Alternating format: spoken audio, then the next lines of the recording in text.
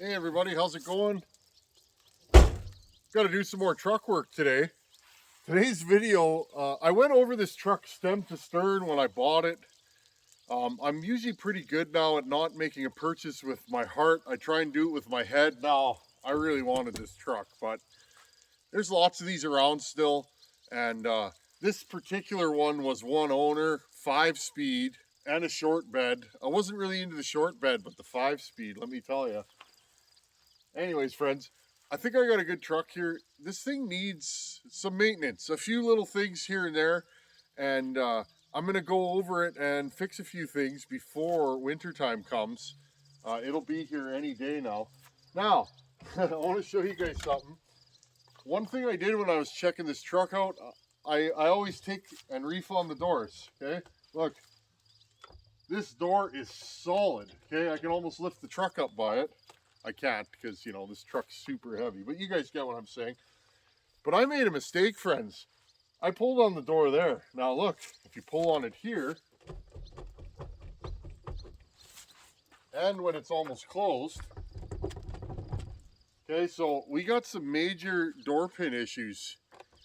What does that cause? Well, here, when you're rolling down the back roads, your doors rattle really bad. It can get kind of obnoxious, and also, from the door rubbing, you can actually wear holes in your weather stripping. This weather stripping is actually about perfect all the way around.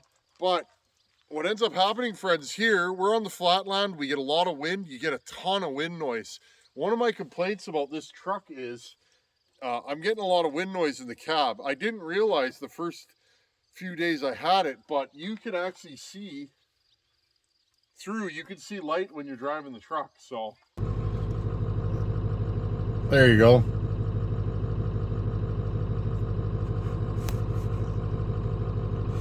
So she's definitely leaking some air, and we can fix that though. We can fix that 100%. Today's video, let's fix that. Let's do door pins and bushings. Now I actually did this on my GM on the Wood Weasel, the truck that I sold. I've never done a Ford set. These ones are completely different. Let's have a look-see at them. These are your pins right here. I'll see if I can lift the door. One thing about this truck, friends, everything's heavy on it. This thing's, there you go. Okay.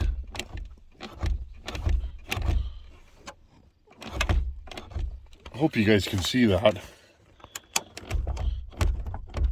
Okay, she's got lots of shim sham and the flim flam. You can see, I don't know if you guys can see that. I'll zoom you in here. Right there, there's a big gap in this lower bushing, and there's the other side. Same thing with the bottom. So what I'm going to do here, I don't want to take this door off, but you notice right here, this is actually pressed in. Kind of interesting. I kind of like that because the pins don't fall out. Funny story, I'll tell you guys right now. My 6.5 turbo diesel, last summer, I think it was last summer, I was going to town and I hit some washboard really bad. And the truck went, and I could hear my passenger door rattling. And I went to pull on the highway. I was just about to pull on the highway, friends, and I noticed it was really windy in the cab. I thought I rolled the window down. And I looked over, and my pins had fallen out of my door. And my door was falling off.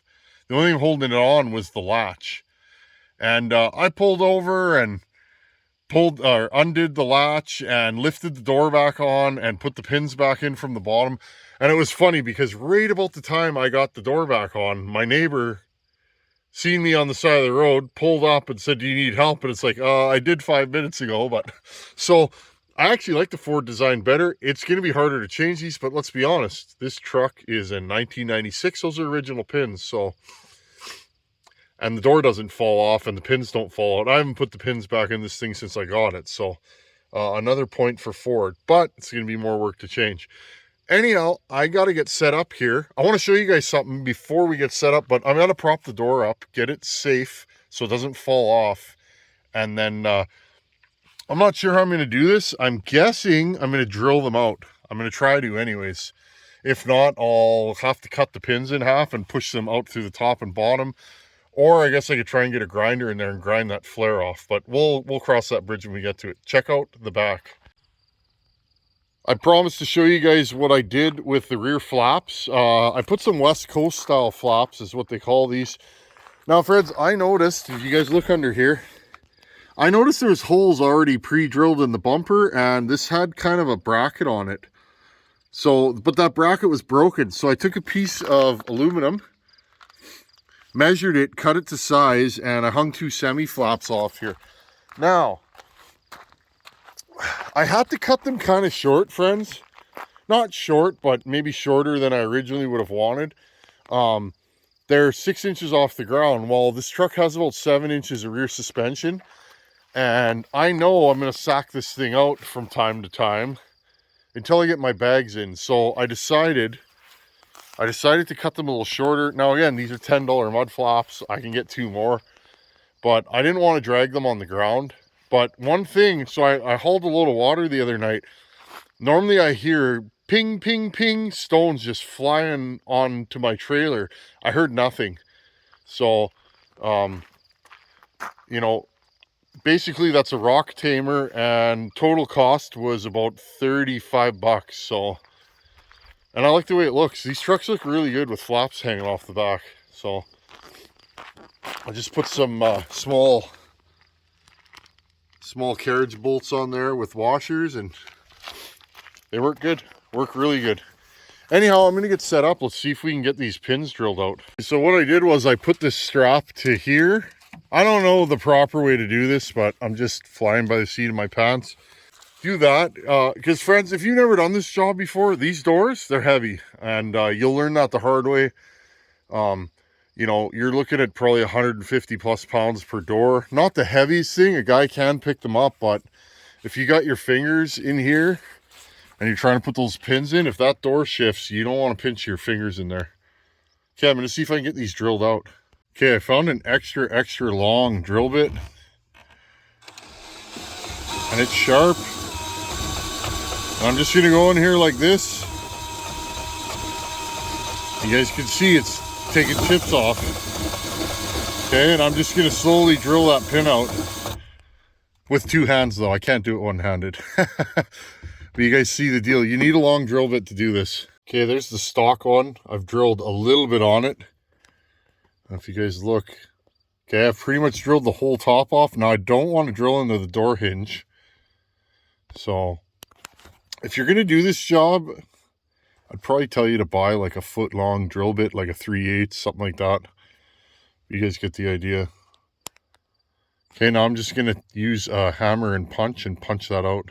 Here's the upper pin. I put a drift in there just so that the door doesn't fall off. And I actually put the jack under with a piece of firewood. This thing doesn't have a lot of lifting power anymore, but it's got enough for what I need. This thing was stuck. Wow, I had to use the old Air Chisel 3000 there, but anyhow, I'll get the bottom one off, and then we'll put the new pins and bushings in. There's the bottom one and the top one. The top one, see if I can get you guys focused here. Top one, the bushings go on this side, and the bottom one, the bushings go on this side. Okay, now there's a lip on each one. They go top and bottom. Okay, top and bottom. So now I'll drive those out and push the new ones in, and then slide my pins in, and I should be good to go. Here's the old bushing. You see it's worn right through. And here's the new bushing. Okay, now when you're driving these in, be gentle because you can crack these really easy. They are brass. Okay, there's your slop. You guys can see I moved my strap up to get a little bit better purchase on it. Now I got my first pin started here, okay, with the bushings in. You guys notice I got my bottom bushings installed. And now what you want to do is, this one's almost lined up, okay. Now usually you can just wiggle it in. These are some heavy doors. Not the heaviest I've ever taken off, but I think the heaviest door I've ever had off, my, if I remember correctly, we did the pins and bushings. My brother had a 76 Le Mans Sport Coupe. That thing, 2-door, you know, with the louvers in the back, that thing was, whew. Had Moroso valve covers and a cam in it and a 4-barrel carb, and it chirped when it shifted. We had a lot of fun with that car.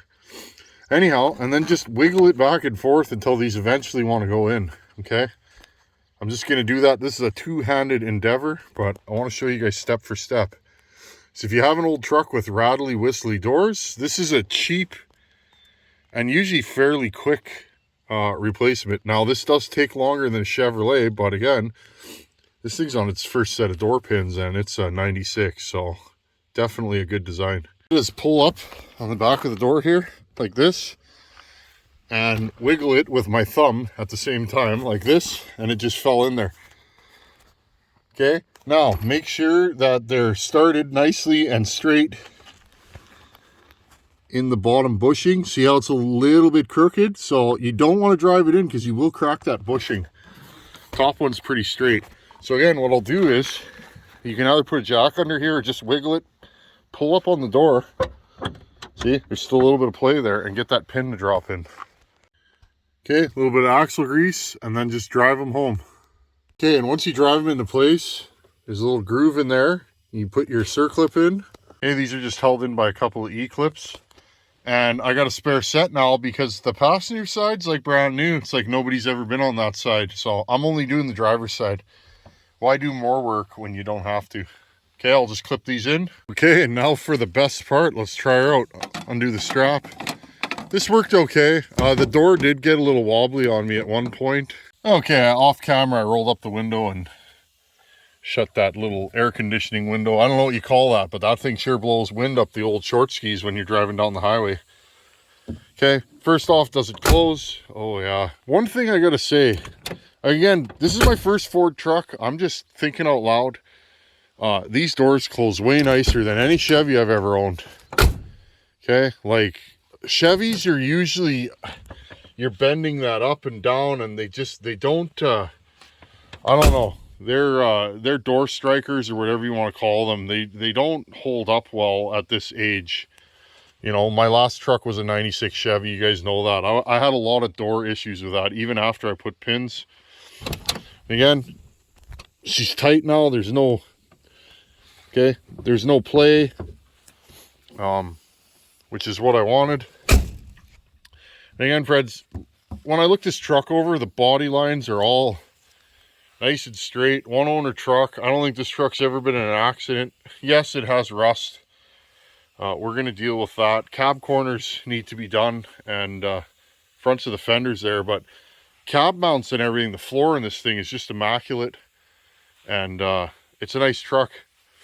Anyhow, let's fire this thing up, see if we got any light showing through here, and just see if there's any difference in cab noise. Because like I said, friends, this part right here, I could see light through there when I was driving down the highway, especially on a windy day, and you could hear it. I'm going to get all this stuff cleaned up, and let's go for a little rip in the old 7.3 Power Stroke. Okay, friends, let's take this thing for a rip.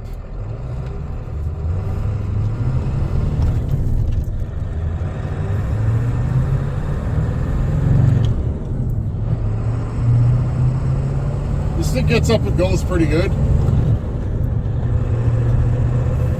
I like it. I really like this truck. I'll take her up to about 65, 67 mile an hour.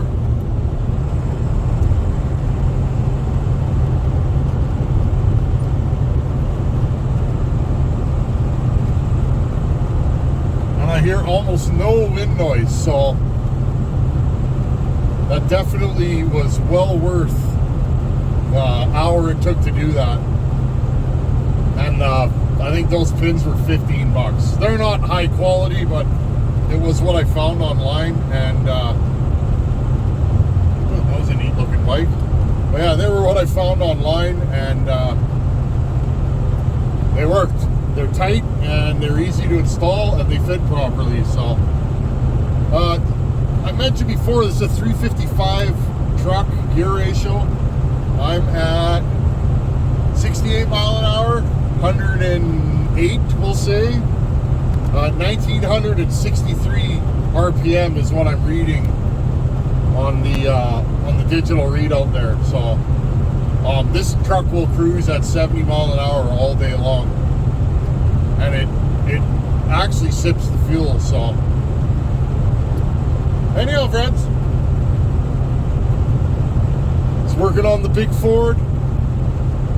I'm gonna do a bunch more work to this truck. I'm gonna make this into my ideal towing / hauling rig. I've done a lot of research on these, seen what other guys do, and I'm gonna do my own spin on the perfect farm truck, which this is to me. I love this truck. And you guys can see the steering wheel's a little crooked. She pulls to the right a bit. Definitely need alignment on this thing. It pulls just enough to be annoying, but not so much to make your arms sore. So they don't make them like this anymore. This truck's just filled with character. I drive a 2019 Chevy every day at work, Silverado, and that truck has no character. This one, I don't know. It's got a certain character about it, certain style that I like, and it's comfy. So anyhow, friends, door pits and bushings, I'm really happy. I can't hear any wind and I can't feel the wind. That's important in winter when it's 35 below out, 40 below, and you got the smallest draft. Well, guess what? You'll get cold driving down the highway. So anyhow, work on your own stuff. Keep sending those questions of the day or questions about anything. Friends, if you have questions about anything, trucks, tractors, machinery, home building stuff, shoot me an email. If I know the answer, I'll definitely let you know. Anyhow, thanks for watching. Take her easy. Later. Isn't it nice when a simple, easy repair is a simple, easy repair? I'm glad I only had to do the one door. Way quieter in the cab now. Anyhow, today's question of the day is actually a comment. I'm going to show you guys a screenshot of the comment. Let's have a look. Here's a screenshot of the comment, which has a question in it, so I figured I'd do this one today. I'm over in Alaska doing a Husky 2101 XP rebuild with a new piston. I like watching your port work. I would love to see a video on how you would add horsepower with light port work for us without timing wheels and keep stock timing. I picked this comment because it was a question I've been asked probably, I don't know, hundreds of times over the last 3 years. Kind of a two-part question. The first part is stock numbers and light porting. Can you get gains? Definitely you can get some gains. You're probably not going to get the gains that you're after. But you could get some gains with stock timing and light port work. But honestly, if you want a strong running saw that's, ported and makes decent power, you're going to have to move those timing numbers. How much? I can't tell you. And this goes to the second part. You don't have a timing wheel and you want to port. Do I recommend you port with a timing wheel? 100% no. That's my opinion on that. You need a timing wheel if you want to port for a couple of reasons. Number one, if you build an incredible saw, you need to be able to recreate it, and it's like you won't be able to recreate it because you won't know your timing numbers. I ported 3 MS260s one summer years ago before I had the channel, and I was Mr. No Timing Wheel. The second one I did ran incredible. The first two, or the first one and the third one, they were okay, but I couldn't recreate the second one, and the reason why is I didn't know the timing numbers. Don't know what I did to that saw. So you need to know where your saw is starting, because there are variances even amongst the same model. You need to know where you're starting so you can know what to add. If you over intake your saw because it's got more intake timing stock than you thought it did, you have a saw that doesn't start, idle, or run properly, or it's lazy. If you over exhaust your saw, you have a zippy saw that sounds incredible that won't pull in bigger wood. So if you don't have a wheel, this fella's in Alaska, and I don't know if this will help him if he wants to learn to use a wheel or wants a wheel. It's hard to get stuff up here, friends. I'm in Manitoba in Canada. I live in the middle of nowhere. My province is giant with not a lot of population. Everything I order takes 2 to 3 weeks to get here usually. That's just the way it works out. Shipping's expensive, but here's a little tip, and I showed this years ago. If you Google printable timing wheel, you'll come up with dozens or hundreds probably. Print a timing wheel and glue it to a piece of cardboard or plastic or whatever, something that's fairly rigid, and make your own timing wheel. Figure out how to attach it to the saw, and get a piece of coat hanger or whatever, piece of wire, and make your own pointer, and there you go. You have a timing wheel. I ported several saws years ago with a homemade timing wheel. I should fish that thing out. I still have it, for sure I do. It's a Laverda timing wheel. Anyhow, friends, so that's my opinion on that. Use a timing wheel, take lots of notes.